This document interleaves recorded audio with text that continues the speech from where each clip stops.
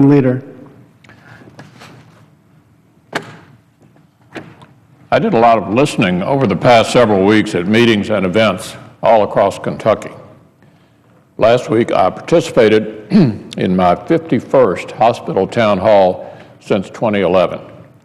And I'll tell you, one theme kept emerging over and over and over. Kentuckians are really worried about Obamacare.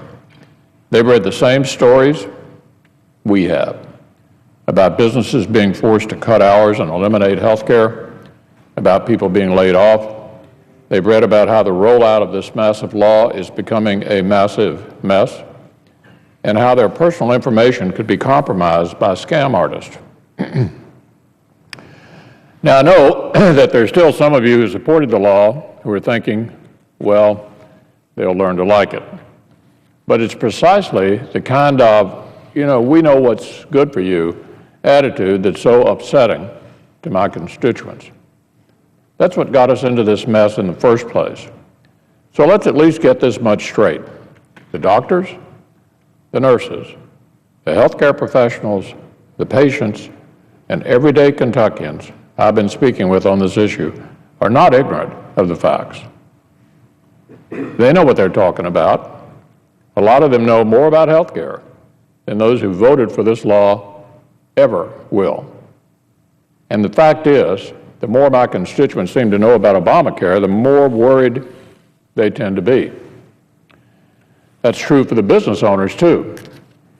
One small business owner in Murray wrote to me she's looking at premium increases of nearly 90%. Premium increases of 90%. I think she summed up the situation pretty well. She wrote, "Government is crippling the businesses that are keeping this country going." Another constituent wrote to me to say that as a matter of conscience, he doesn't want to let his employees go uninsured, but that realistically, he may no longer have a choice. No longer have a choice. One of Kentucky's biggest employers recently announced plans to stop providing health care to spouses of 15,000 of its employees, also due in part to Obamacare, part of a growing trend across America. These are just some of the human costs of this law, and it hasn't even fully come online yet. So it's small consolation for business owners in my state that they'll have little more time to work through this mess after the President's decision to delay the so-called employer mandate for a year. They got a reprieve for a year. The mess comes along just a year later.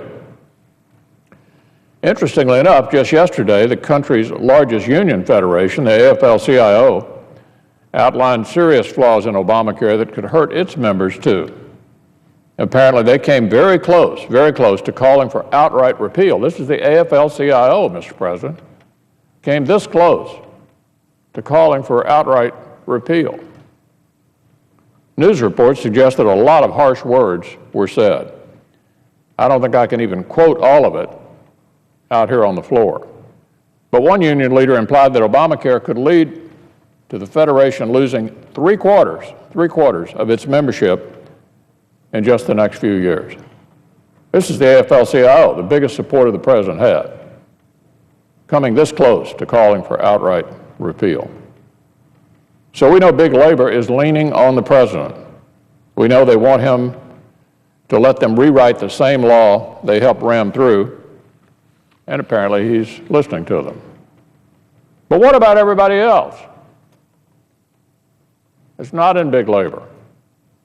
What about the single mom in Bowling Green who won't be able to cover rent and her hours are in fact cut, as she anticipates they will be?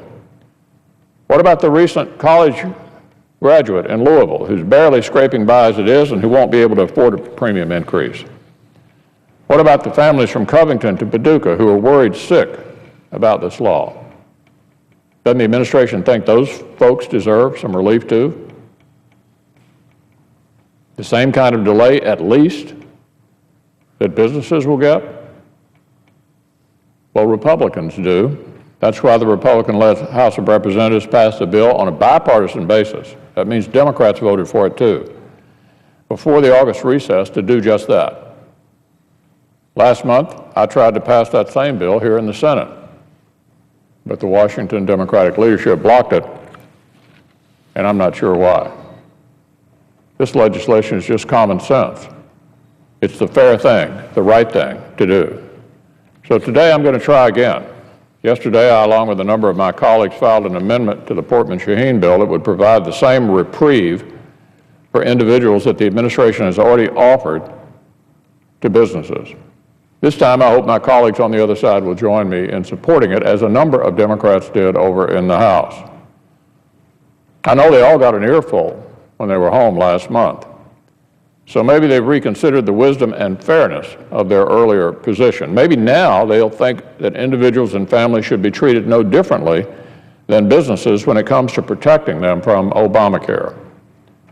This same legislation, as I indicated, attracted votes from both Republicans and Democrats in the House, and there's no reason for blocking it here in the Senate. We need to pass a one-year delay. A one-year delay of Obamacare for everyone. That's what the amendment I've filed would do. And then enact what Kentuckians and Americans really need: a full repeal of this job-killing mess of a law. Job-killing mess of a law, that's what it is. And just what I intend to keep fighting for. As I said earlier, union members that pushed for this bill are now turning against it in droves. So are businesses, and so are our constituents. I don't care what party you're in, you're hearing from them. So let's take this first step together. Let's delay Obamacare mandates for families right now, just like the White House did for businesses, while there's still time to do it. And then let's work together, Democrats and Republicans, to repeal the law for good and replace it with the kind of common sense, step-by-step reforms that will actually lower costs, actually lower costs.